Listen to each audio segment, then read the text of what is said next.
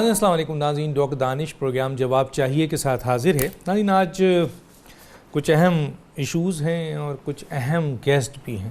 دو guest ہیں میرے پاس اور دونوں ہی وہ گیسٹ ہیں جو ہمیشہ سچ بولتے ہیں، حق بات کہتے ہیں اور کسی سے نہیں گھبراتے، کسی سے نہیں ڈرتے، اور یہ پروگرام میں آج موجود ہیں۔ ہمارے سوالات ہیں، ہم امید کرتے ہیں کہ جو لوگ آج پروگرام دیکھ رہے ہیں انہیں وہ تمام سچ آپ تک پہنچے گا۔ میرے ساتھ ہیں جناب حامد خان صاحب، سابق vice chairman Pakistan bar council, سابق صدر سپریم کورٹ بار ایسوسیشن، بانی رہنما پاکستان تحریک انصاف، بانی رہنما، اس پہ زور ہے، یاد رکھیے گا۔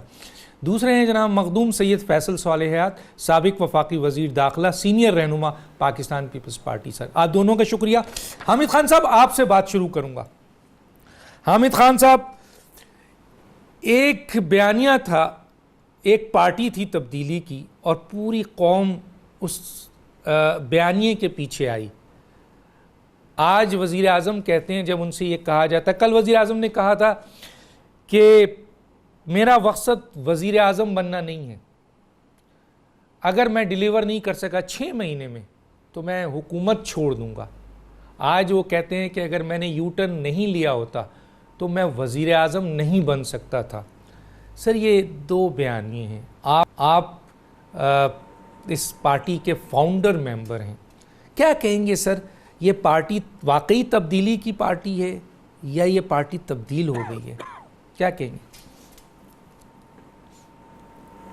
دیکھیے، یہ پارٹی تو بنیادی طور پر ڈاکٹر دانش صاحب تبدیلی کی پارٹی تھی۔ ہمارا جو منشور بھی تھا، اس سے پہلے ہم نے جو اپنے اغراض و مقاصد لکھے تھے وہ سارے تبدیلی کے لیے تھے، لیکن آہستہ آہستہ لگتا ہے کہ اس ملک میں حکومت لینے کے جو مسائل ہیں اور ان کی ضروریات کو پورا کرتے کرتے بہت سے معاملات جو ہیں وہ تبدیل ہو گئے ہیں۔ تو یہ ایک بڑی حقیقت ہے جس سے ہم گزر رہے ہیں۔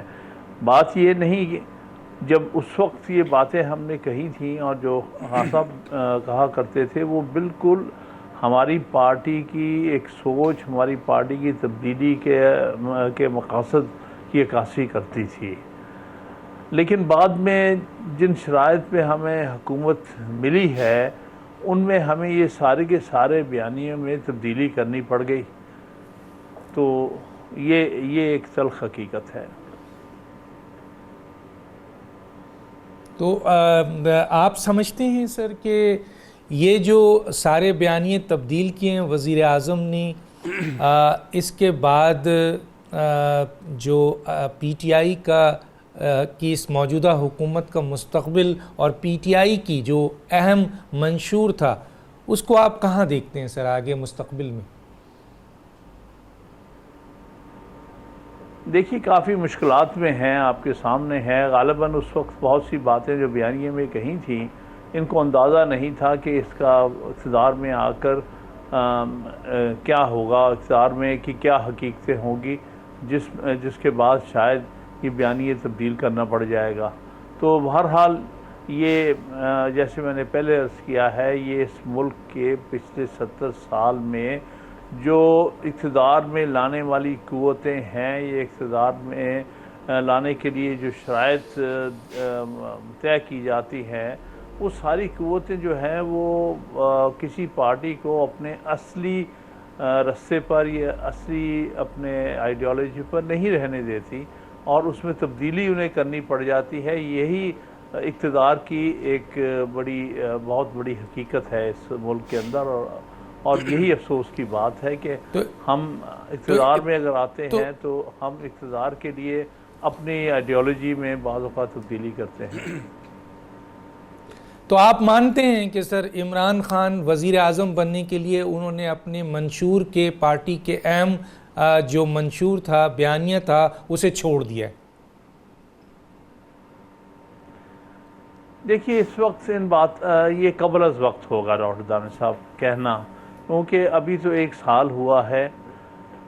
بہت سارے ایک طرح سے سوچ یہ بھی تھی کہ شاید بعد میں بہتری کرنے کے لیے کچھ عرصے کے لیے چند ایک سمجھوتے کیے جائیں، اور ان سمجھوتوں کی بنیاد پر بعد میں ہم اصلی مقاصد کی طرف لوٹ آئیں۔ اب دیکھیں کیا یہ ممکن ہوگا کہ نہیں، آنے والا وقت بتائے گا کہ کیا ہم اپنے اصلی بیانی کی طرف لوٹ آتے ہیں کہ نہیں۔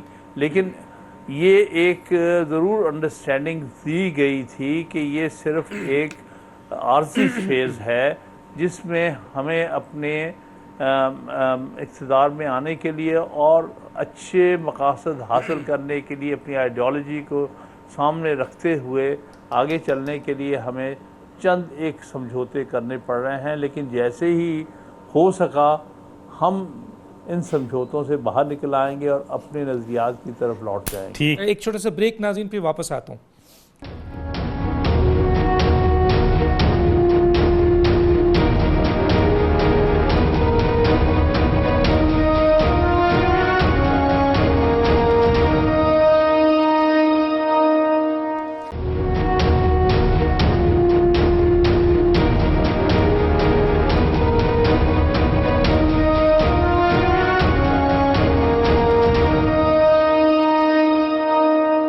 میں آتا ہوں جناب فیصل سوالیات کی طرف۔ فیصل سوالیات، بیانیے بہت سے وزیر اعظم کے ہیں، چینج ہوئے ہیں، تبدیل ہوئے ہیں مختلف سیاسی جماعتوں، آپ بھی ایک سیاسی پارٹی کے لیڈر ہیں، بہت سی ایسی باتیں ہیں جو زیادہ زرداری صاحب نے کہی ہوں گی، پوری نہیں کی، بے نظیر نے کہی تھیں، پوری نہیں کی ہوں گی، نواز شریف نے کہی ہوں گی، لیکن سر یہ تو پارٹی تبدیلی کی تھی، اور جب یہ بڑا چینج ہم دیکھتے ہیں، یو ٹرن ہم دیکھتے ہیں، یہ جو بالکل الگ چیز ہم دیکھتے ہیں، اس پر جب ہم سوال کرتے ہیں تو وہ یہ کہتے ہیں کہ یو ٹرن تو اہم لوگ لیتے ہیں، دنیا کے اہم لوگ یو ٹرن لیتے ہیں، تو سر ہمیں تو کہیں نظر نہیں آئے کوئی اہم لوگ اس یو ٹرن کو لیتے ہوئے۔ اس یو ٹرن کا لفظ تو معنی منافقت ہے، سر کیا کہتے ہیں؟ شکریہ ڈاکٹر صاحب۔ ڈاکٹر صاحب، آپ مجھ سے زیادہ بہتر واقف ہیں اس چیز سے کہ پچھلے سال سے زیادہ عرصہ گزر چکا ہے کہ بیسیوں سینکڑوں پروگرام ہو چکے ہیں اسی ایک نقطے پہ، جو آج آپ نے اپنے پروگرام کے آغاز میں جو کلپ دکھائے، یہ کلپ پچھلے ایک سال میں کروڑوں دفعہ دیکھ چکی ہے، آپ کے چینل میں بھی اور دیگر میڈیا کے چینلوں میں بھی۔ یہاں پہ اب سوال جو اصل ہے، اب اس پہ ہم بات کرتے رہیں گے، میں ضرور ان کا جواب ضرور دینا چاہوں گا، جو اپنی میری معروضات ہیں کرنا چاہوں گا۔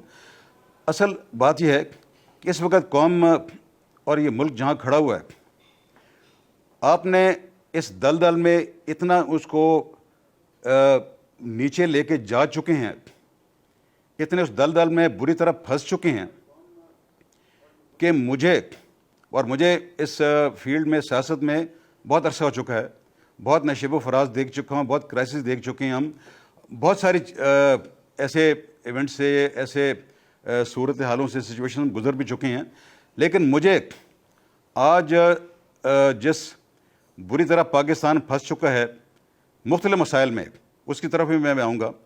مجھے نظر نہیں آتا کہ اگر یہی حکومت رہی، اگر یہی لیڈرشپ رہی، تو ہمارا آنے والا مستقبل کیا ہوگا۔ میں بنیادی طور پہ ایک بڑا آپٹیمسٹ ہوں، اور میں ہمیشہ اچھائی اور بہتری کی طرف میری سوچ بھی رہی ہے، اور میرا جو نفسیاتی پہلو ہیں وہ بھی اس طرف ہمیشہ رہے ہیں، لیکن یہ آپٹیمزم کے باوجود میں قاصر ہوں یہ سمجھنے سے کہ اب میں عمران خان صاحب کی آپ بات کریں، مجھے عمران خان صاحب کو میں ذاتی طور پہ بھی جانتا ہوں اور بہت عرصے سے جانتا ہوں ان کو، اور یقین مانیے ذاتی طور پہ بہت اچھے انسان ہیں، وہ ہوں گے، ضرور ہوں گے، بہت ساری ان میں، ہم ان سب انسان ہیں، ہم میں اچھائیاں بھی ہیں، ہم میں بہت ساریاں کوتاہیاں بھی ہیں۔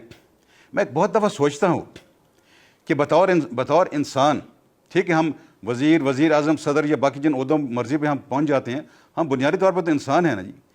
کبھی عمران خان صاحب کو یہ سوچ رات کے وقت جب سوتے ہوں گے یا اکیلے بیٹھتے ہوں گے، یہ کبھی نہیں آئی کہ میں نے اس قوم کے ساتھ کیا کچھ کہا اور پھر میں نے اس قوم کے ساتھ کیا کچھ کیا؟ یہ بطور ایک انسان ایک بنیادی سوال ہے۔ آپ بیٹھتے ہیں ڈاکٹر صاحب، آپ سیلف انٹروسپیکشن کرتے ہیں، ہم صاحب بیٹھے ہیں، وہ ہم سب سیلف انٹروسپیکشن کرتے رہتے ہیں مختلف اپنے زندگی میں، اپنے جس طرح ہم آگے چلتے رہتے ہیں.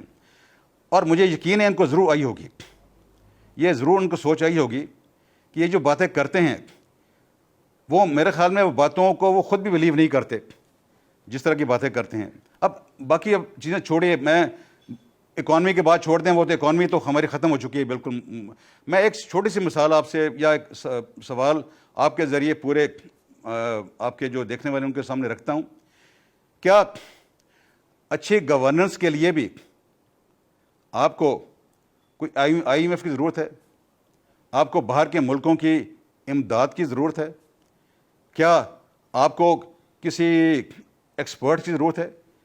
گڈ گورننس، اچھی گورننس تو ایک بنیادی ضرورت ہے جو کہ عوام آپ سے چاہتی ہے، جس کا آپ نے نہ صرف ان سے وعدہ کیا ہوا ہے بلکہ آپ ماضی کی حکومتوں کو، اور یہی آپ کی جو آپ کہتے ہیں نا تبدیلی کی سرکار، سب سے بڑی تبدیلی یہی تھی کہ آپ کہتے تھے کہ یہ دونوں جماعتیں پیپلز پارٹی اور نون لیگ جو ہیں انہوں نے مل کر ایک باریاں بنائی ہوئی ہیں، بار بار یہ حکومتوں میں آتے رہے ہیں اور یہ عوام کے ساتھ دھوکہ دہی کرتے رہے ہیں. اور میں اس تبدیلی کے تحت آ رہا ہوں کہ جو یہ ان کے بقول پیپلز پارٹی اور نون لیگ نے جو عوام کے ساتھ ان کے بقول غلط کارروائیاں کی ہیں، میں اس کا مداوع کروں گا. آج تو آپ دیکھیے آج یہ بات کہاں سے کہاں تک پہنچ گئی ہے. پنجاب میں دیکھ کہاں کی بات کریں، پنجاب میں ان کے اپنا ایک وسیم اکرم پلس ان کا ایک چیف منسٹر ہے، پر پتہ نہیں وسیم اکرم پلس سے پلس بھی ہو گئے وہ. یہاں پہ جو صورتحال بنی ہوئی ہے، میں کس سے ظلم کی آپ کے سامنے بیان بازی کروں یا رکھوں آپ کے سامنے. آپ خود وہ پروگرام کر چکے ہیں، ساہیوال کا ثانیہ ہو، وہ ڈی پی او رضوان کا ثانیہ ہو، یا یہ ابھی جو انہوں نے چاند چڑھایا ہے ایک معذور آدمی کو پنجاب پولیس نے اس کی جان لے کر. کتنے یہاں پہ گورننس کے ایشوز ہیں یہاں پہ. اب اس کے لیے بھی کیا جب میرے دوست نے کہا کہ جی ہمیں کمپرومائز کرنے پڑے ہیں، تو کیا گڈ گورننس پہ بھی کوئی کمپرومائز کرنے کی آپ کو ضرورت پیش آئی؟ کیوں آئی آپ کو آئی؟ آج ہمارا ملک جو ہے وہ ورچولی فائنینشلی دیوالیہ ہو چکا ہے. ایک بات میں کیونکہ بات سے بات بڑھتی ہے، آپ کے پروگرام میں وقت کم ہوتا ہے ڈاکٹر صاحب، ہم خارجہ پالیسی کی بات کرتے ہیں، یہ ہمیں ماننا پڑے گا. میں آؤں گا سر، میں آؤں گا، میں سر آتا ہوں، میں سر آتا ہوں خارجہ پالیسی پہ بھی، اور اس پہ ضرور آؤں گا کیونکہ کشمیر کا ایشو ہے. میں آپ کا پوائنٹ آف ویو لوں گا. میں ذرا سا حامد خان صاحب کو طرف آ جاتا ہوں.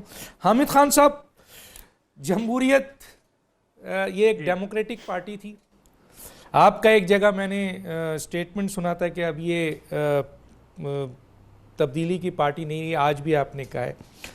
سر یہ جو پارلیمنٹ ہے اس کا اس دور میں ایک سال میں اس کا کردار ختم ہو چکا ہے. میں آگے چل کے ابھی مزید بات کروں گا. ہم نے دیکھا پارلیمنٹ میں حکومت کا رویہ یہ ہوتا ہے کہ وہ سب کو لے کے چلتے ہیں. ایک سیاسی جماعت دوسری سیاسی جماعت کے لیے ایک ڈیفنس ہوتی ہے اور یہ خوبصورتی ہوتی ہے. اکاؤنٹیبلٹی اپنی جگہ، بالکل اپنی جگہ، لیکن سر پارلیمنٹ میں وزراء کا رویہ مار توڑ، کالم گلوچ اور قانون سازی کی پوزیشن، پارلیمنٹ زیرو ہو چکا ہے. سیاسی طور پر آپ ملک میں پولیٹیکل پروسیس جو ہے وہ بڑے برے حالات میں ہیں. اور اس پیکیج میں نے ایک چیز دکھائی تھی جس کے آخری میں کہا تھا وزیر اعظم نے کہ ہم یہ جو اکاؤنٹیبلٹی ہوگی یہ مجھ سے شروع ہوگی اور پھر میرے وزیروں کی ہوگی، پھر اس کے بعد نیچے جائے گی اور دوسروں کو جائے گی.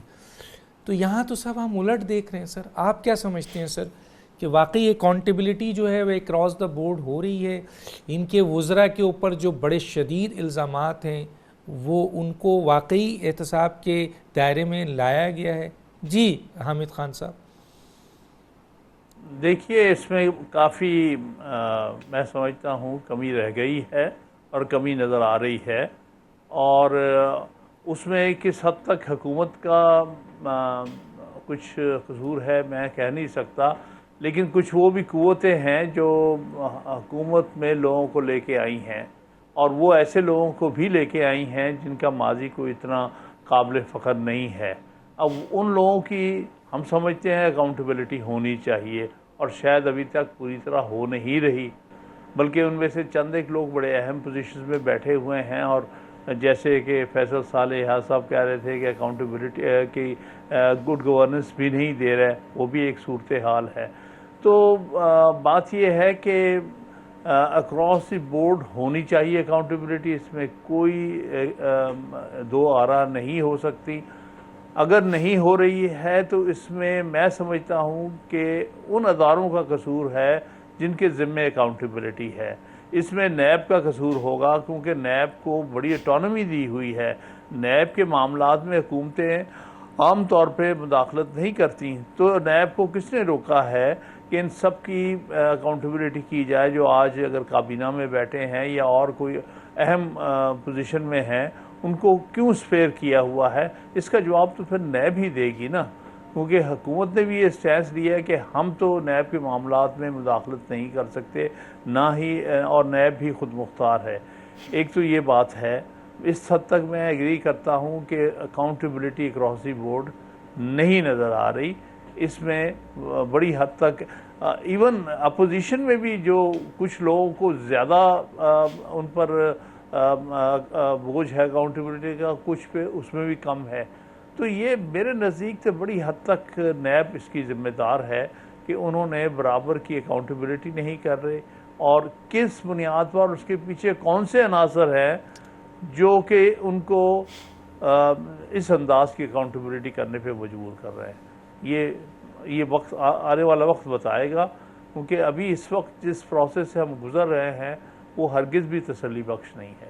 میں حامد صاحب سے آگے جا کے پوچھوں گا کہ ابھی تک حکومت 1 سال ہو گئی اپنے اس کا تعین نہیں کر پا رہی ہے، سفارتی ناکامی، معاشی شدید ترین بحران بہت بڑھ گیا ہے، اس پہ تو ایک ایک ایشو پہ پروگرام ہو سکتا ہے، پولیٹیکل گیپس بہت آ گئے ہیں، ادارے کہتے ہیں کہ جی مضبوط ہو رہے ہیں، پارلیمنٹ سب سے اہم ادارہ ہے جو کمزور کر دیا گیا ہے، تو اس کی ذمہ داری عمران خان پہ ہے یا اس کی ذمہ داری اس کیبنٹ پہ ہے جو کہا یہ جاتا ہے کہ نااہل ترین کیبنٹ ہے؟ یہ سوال رکھوں گا اور ایک چھوٹا سا بریک، ناظرین پہ واپس آتا ہوں۔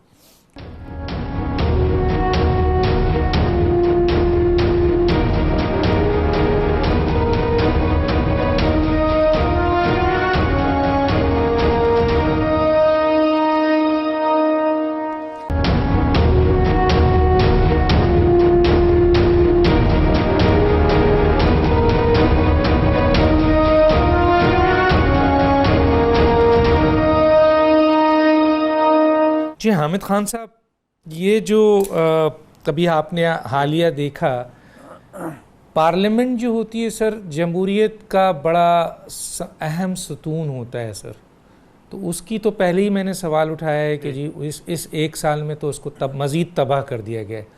آرڈیننس کے ذریعے صدر پاکستان کے 300 غریب عوام کے پیسے 300 ارب روپے معاف کر دیتے ہیں سر۔ اس گورنمنٹ میں غریبوں کا پیسہ سر، کیا کہیں گے اس کے اوپر سر؟ ڈاکٹر دانش صاحب، یہ بہت ہی افسوسناک بات ہے۔ اگر یہ درست ہے تو یہ ناقابل معافی ہے، کیونکہ اس سے ہمارا تمام تر پروگرام کی نفی ہو جاتی ہے، اور یہ پتہ کرنا چاہیے کہ اس کے پیچھے کون کون لوگ ہیں۔ ابھی تک تو قیاس رائیاں ہو رہی ہیں کہ کون لوگ ہیں جو اس کے بینیفیشری ہوں گے۔ ہمیں شک و شبہات تو ہے، کچھ نام منظر عام پر بھی آئے ہیں، لیکن یہ بڑے ہی افسوس کی بات ہے۔ یہی وجہ ہے کہ جیسے فیصل صالح صاحب نے کہا کہ 80% تو پی ٹی آئی کے لوگ ہی نہیں ہیں اس کابینہ میں سمجھتا ہوں وہ بھی انہوں نے کچھ ہمارے ساتھ رعایت کی ہے۔ مجھے 20% بھی نظر نہیں آتے، میں ڈھونڈتا رہتا ہوں کتنے ہیں اس میں، تو بعض اوقات 5-6 سے زیادہ ہیں نہیں، اور وہی ان میں سے بہتر وزیر ہیں۔ اگر آپ دیکھیں گے تو یہ شاہ محمود قریشی، شفقت محمود یا شیریں مزاری، 1-2 اور جو ہیں، وہی کچھ پریزنٹیبل اور کچھ میچور اور سینسیبل سے وزراء میں سے ہیں۔ باقی جو ہیں وہ تو 5 پارٹیاں بدل کے آئے ہیں، اور پتہ نہیں آئندہ انہوں نے کتنی اور پارٹیاں بدلنی ہیں۔ ان کا تو کوئی کمٹمنٹ ہی نہیں، نہ ان کی کمٹمنٹ پارٹی سے دور کی بات ہے، ان کی تو قوم سے کوئی کمٹمنٹ نہیں ہے، ان کی کسی بھی کبھی بھی کسی سیاسی سوچ کے ساتھ کمٹمنٹ نہیں ہے، وہ تو مفادات کے چکر میں آئے ہیں، جائیں گے۔ تو اس قسم کے فیصلے لامحالہ ہوں گے جب اس قسم کے ہمارے وزراء ہوں گے، جن وزراء کا کوئی کسی قسم کی نظریات کے ساتھ، پارٹی کے نظریات، ملک کی بہتری کے ساتھ جن کا کبھی کوئی کمٹمنٹ نہ رہی ہو، تو وہ پھر اپنے ہی ذاتی مفادات کے لیے ہی پارٹیاں بدلتے ہیں اور حکومتوں میں شامل ہوتے ہیں، اور پھر اپنے مفادات میں ہی کے لیے ہی اقتدار کو استعمال کرتے ہیں۔ تو یہ بات جو آپ نے کہی ہے، اس سے ہم ہر شخص، خاص طور پارٹی کا جو ایک جینون کارکن ہے، اس سے بہت ڈسٹرب ہوا ہے۔ سر یہ بتائیے کہ اس دور میں ہم نے ایک اور چیز دیکھی جو ہم نے سوچا تھا کہ کم از کم اس دور میں نہیں ہوگی، کہ اہم سیاسی مقدمات، زیر سماعت مقدمات میں سے ججز کو واٹس ایپ میسیجز کے ذریعے بدل دیا جاتا ہے۔ تو سر کل آنے والے جو بھی اس میں ان مقدمات کے رزلٹس ہوں گے، ان پہ انصاف کے اوپر بہت بڑا سوالیہ نشان ہوگا، کیا کہیں گے سر آپ؟ بالکل صحیح کہہ رہے ہیں۔ یہ 2-3 جو پچھلے دنوں ہوئے ہیں کہ ایک واٹس ایپ کے اوپر جب کہ وہ مقدمہ سن رہے ہیں، اس نے صرف ٹائم تھوڑا سا وکیل کے کہنے پر دیا ہے، اس دوران اس کو تبدیل کر دیا گیا ہے، یہ اس کو واپس کر دیا گیا ہے، کیونکہ یہ جو بعض عدالتیں جو ہیں، جو فیڈرل گورنمنٹ جن کی تعیناتی کرتی ہے، وہ بورو کرتے ہیں ہائی کورٹ سے ڈسٹرکٹ ججز کو، اور ان کو اسپیشل ججز کے طور پہ ان کی تقرری کرتے ہیں۔ اس عجیب انداز سے، مذاق خیز انداز سے ان کو تبدیل کیا گیا ہے، جس سے سارے عدالتی نظام پر سوال اٹھ جاتا ہے۔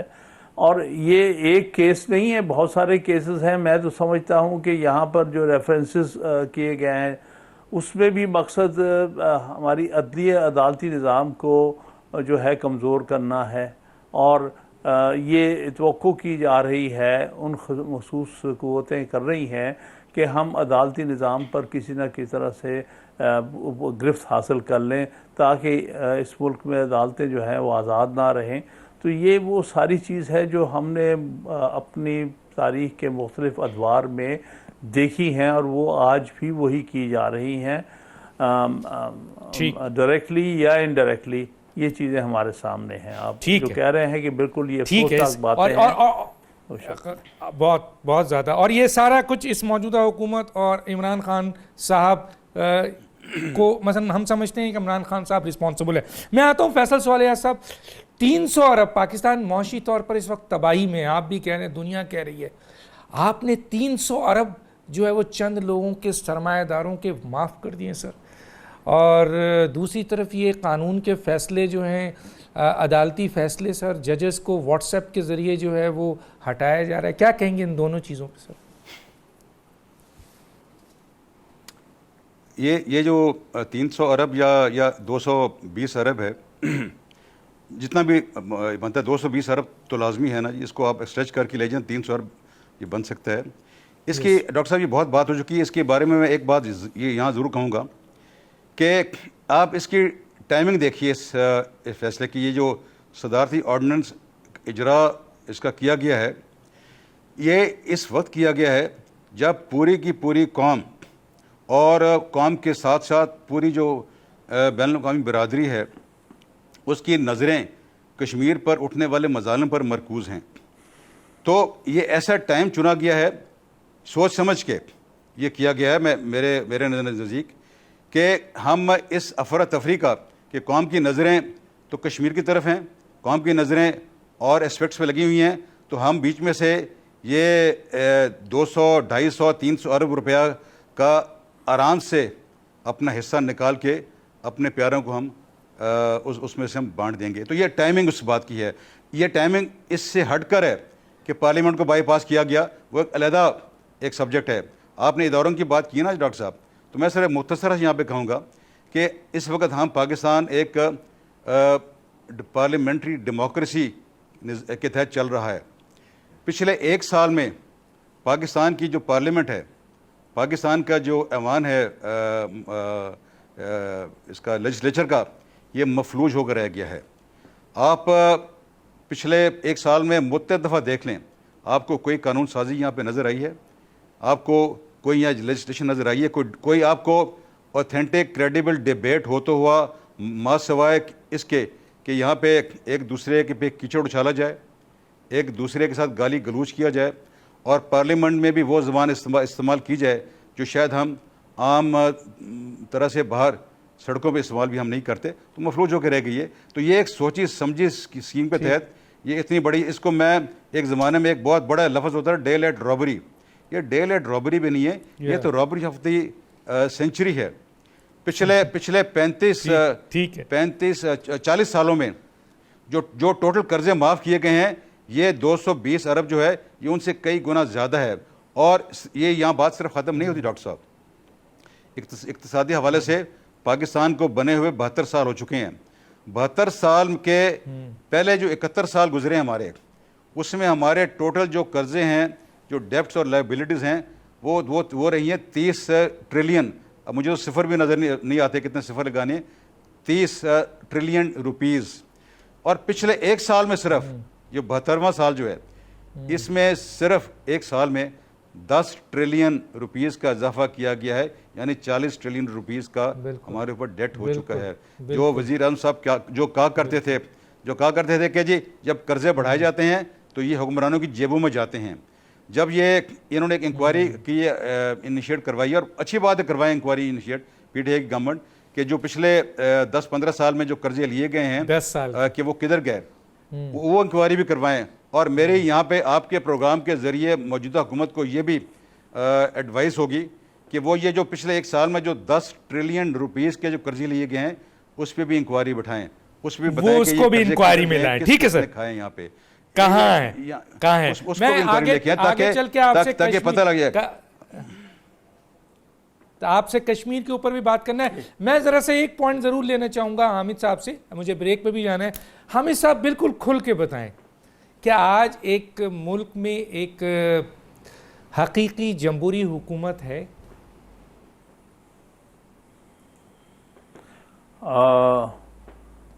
اس میں بہت ساری کمیاں ہیں, میں یہ کہوں گا ہماری جمہوری عمل میں, اور میں سمجھتا ہوں کہ یہ پوری طرح سے جمہوریت کے اصولوں پر نہیں چل رہی اس وقت, اور یا اس کو چلنے نہیں دیا جا رہا. میں دونوں چیزوں کو ہی اس میں ڈالوں گا, اور اس کے نتیجے میں سمجھتا ہوں کہ اس ملک میں سینسرشپ اس وقت مثالی سینسرشپ ہے. بہت سالوں کے بعد, ضیاء الحق کے دور کے بعد غالباً سب سے زیادہ سینسرشپ آج کے دور میں دیکھ رہے ہیں. میں سمجھتا ہوں اس میں حکومت کا براہ راست شاید کوئی تعلق نہیں ہے, یا اس میں وہ دوسری قوتیں ہیں جو کہ اس پر پریویل کر رہی ہیں, بالخصوص یہ سینسرشپ کے حوالے سے بھی, اور بھی جو غیر جمہوری اقدامات ہیں اس میں ایسی قوتوں کا بہت عمل دخل نظر آ رہا ہے. لیکن بہرحال آپ کا جو سوال تھا کہ کیا پوری جمہوریت کے اصولوں پر چلا جا رہا ہے, میں یہ کہوں گا کہ نہیں, اس میں بہت کمی بیشی ہے. ٹھیک ہے, میں ایک بریک پہ جاؤں گا, لیکن ایک جملہ کہتے ہوئے جانا چاہوں گا یہاں. کیا اگر آپ کو کوئی کام کرا رہا ہے غلط, اور آپ ایک اصولی آدمی ہیں, جمہوری آدمی ہیں, اصول پسند ہیں اور جمہوریت پسند ہے, تو کیا یہ کام کریں گے؟ تو پھر یہاں پر یہ سوال ضرور آتا ہے کہ اگر کوئی کام کرا رہا ہے تو آپ اس لیے کر رہے ہیں کہ آپ کو اقتدار چاہیے, آپ اقتدار کے ہوس میں ہیں, آپ لالچ ہے, آپ کو اپنے منشور سے کوئی محبت نہیں, آپ کو ڈیموکریسی سے کوئی محبت نہیں, آپ کو ہر صورت میں اقتدار چاہیے تھا اور آپ نے اقتدار لیا. اور آج وہ تمام ڈیموکریسی کی چیز جو حامد صاحب کہہ رہے ہیں کہ نہیں ہو رہی ہے, اگر نہیں ہو رہی ہے اور کروائی جا رہی ہے, تو ہم یہ کیوں نہیں مانیں کہ عمران خان صاحب خود کر رہے ہیں یہ, کیونکہ انہیں اقتدار چاہیے. ایک چھوٹا سا بریک, پھر واپس آتے ہیں.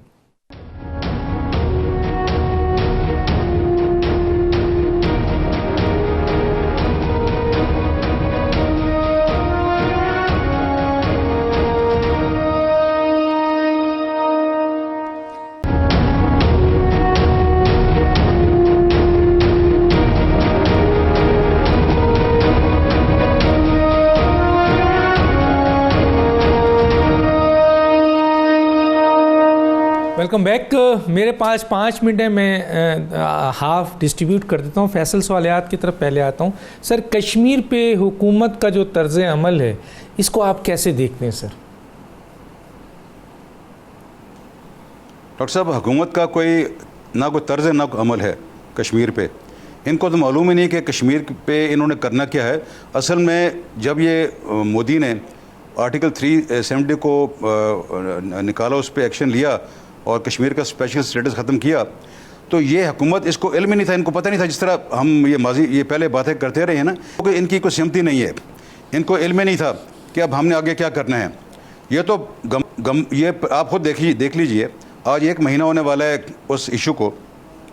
اس عمل کے کتنے عرصے بعد پرائم منسٹر صاحب نے آ کے قوم کو اعتماد میں لینے کی کوشش کی, اور وہاں بھی کیا بات کی انہوں نے, ماسوائے اس کے کہ آدھا گھنٹہ آپ باہر کھڑے ہو جائیں, وہ بھی اسکول کالج اور سرکاری جو ہیں دفاتر کے لوگ آ کے وہ دکھا دیں. ہمیں انٹرنیشنل ڈپلومیسی پہ ایک اوفینسو ہمیں کرنا چاہیے تھا. ہمیں ورلڈ کیپٹلز میں, کیونکہ دیکھیے آج کی جو ڈپلومیسی ہے وہ چند ایک امپورٹنٹ جو ویسٹرن کیپٹلز ہیں جو ڈکٹیٹ کرتے ہیں انٹرنیشنل ریلیشنز کو اور ڈپلومیسی کو, ان کے آس پاس ریوالو کرتی ہے. کونسل کے مستقل جو ممبران ہیں وہ ہیں, اور G7 کے ممالک ہیں. اس طریقے کی ہم یہاں گھر بیٹھ کر ہم دن میں ایک ٹیلی فون کر لیتے ہیں اور 1-2 ٹویٹ کر لیتے ہیں, اور ہماری یہ پالیسی ہے. کیا کشمیری عوام جنہوں نے پاکستان کی خاطر اتنی قربانیاں دی ہیں اور پچھلے 72 سال سے قربانی دیتے آ رہے ہیں, کیا یہ تھا حکومت پاکستان کا اور اس حکومت کا طرز عمل جو کہ ان کے ساتھ انہوں نے روا رکھنا تھا؟ ان کو آج تک نہیں علم کہ ہم نے کشمیر پہ کیا کرنا ہے. میں یہاں پہ ایک چھوٹی سی بات کرنا چاہوں گا. یہ وزیر اعظم صاحب امریکہ گئے تھے تو ایک بہت بڑے, مجھے یاد ہے وہ ٹویٹر پہ بحث مقابلے نکلے تھے کہ یہ وہاں پہ واشنگٹن میں یہ کسی جگہ پاکستانیوں کو ایڈریس کرنے گئے تھے, اور پھر وہاں تعداد کی بات ہوئی تھی کہ 25,000 پاکستانی آئے, 30,000 پاکستانی آئے. میرا سوال ہے کہ وہ 25-30,000 پاکستانی جو وہاں پہ ان کو سننے آئے تھے وہ کیپٹل ارینا میں, کیوں نہیں ان کو متحرک کر کے واشنگٹن اور نیو یارک کی سڑکوں میں باہر لایا گیا تاکہ پتہ لگ سکے کہ پاکستانی قوم جو ہے وہ جاندار قوم ہے, باہر نکلے پاکستانیوں کو. اور یہ پی ٹی آئی کی حکومت تو وہ حکومت ہے جو کہتی ہے کہ باہر کے پاکستانی ہماری روح رواں ہیں, تو ان کی تو پالیسی کوئی نہیں ہے, اور اس پالیسی کا خمیازہ آج پوری قوم بھگت رہی ہے. ٹھیک ہے فیصل سوالیات, اس کا جواب میں دے دیتا ہوں کہ جو 30,000 40,000 کہہ رہے ہیں ارینا میں, اسی ارینا میں انہوں نے کہا تھا کہ جب میں وائٹ ہاؤس میں جاؤں گا تو آپ لوگوں نے آنا ہے اس پہ اور ریپرزینٹ کرنا ہے پاکستان کو. وہاں صرف 50 افراد آئے تھے. تو میں ذرا حامد صاحب کشمیر پہ پوچھنا چاہوں گا کہ کیا پی ٹی آئی کی پالیسی اور حکومت کی پالیسی سیم ہے سر, نظر آ رہی ہے؟ مختصر 2 منٹ ہے سر میرے پاس. دیکھیے اس میں پی ٹی آئی کا تو کوئی عمل دخل نہیں ہے, تو حکومت کی پالیسی ہے. اس معاملے میں ہم حکومت کو مورد الزام نہیں ٹھہرا سکتے, کیونکہ یہ جو ایکشن کیا ہے 5 اگست والا, یہ مودی کا ایکشن ہے جس کے خلاف ساری کشمیری قوم کھڑی ہے, پاکستانی قوم بھی ساتھ کھڑی ہے. اس کے بارے میں کچھ کہا نہیں جا سکتا تھا کہ یہ ایکشن اس وقت اتنا ایبرپٹلی ہو جائے گا. ٹھیک ہے سر, بہت شکریہ. وقت کم تھا, کسی مزید بات کریں گے. ڈاکٹر دانش کو اجازت دیجیے. اللہ حافظ.